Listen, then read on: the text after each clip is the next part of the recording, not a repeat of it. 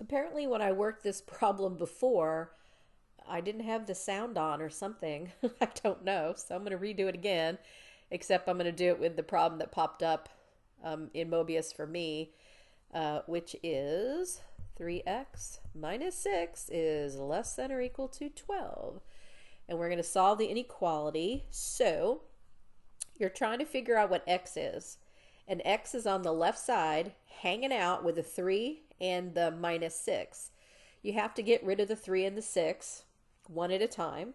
And I always wait to divide off the coefficient last. That would be the 3, the number that's multiplied onto the x. I would always divide it off last, because if it doesn't divide into 6 and 12 evenly, you're going to create fractions. Now, on mine, it divides evenly, but I'm still going to do it the way I always do it, which is to add 6 on both sides, cancel that out.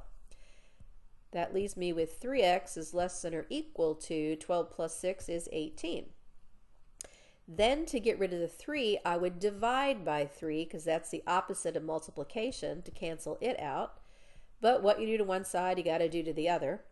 So I'm going to have x is less than or equal to 18 divided by 3 is 6.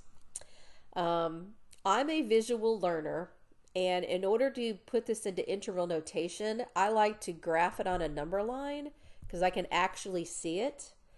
Let's say this is 6, down here would be 5, up here would be 7.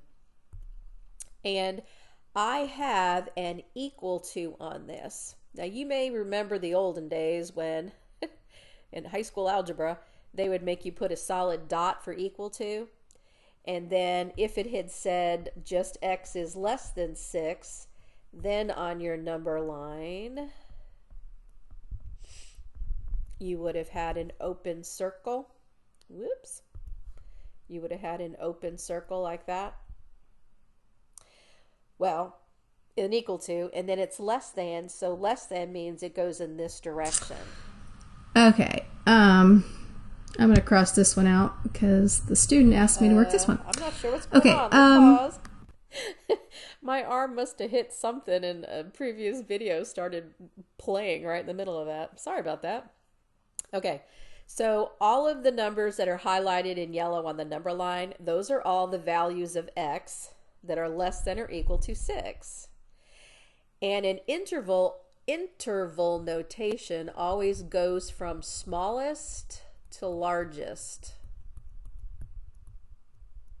So on this picture down here, the smallest possible number is way to the left, which is negative infinity.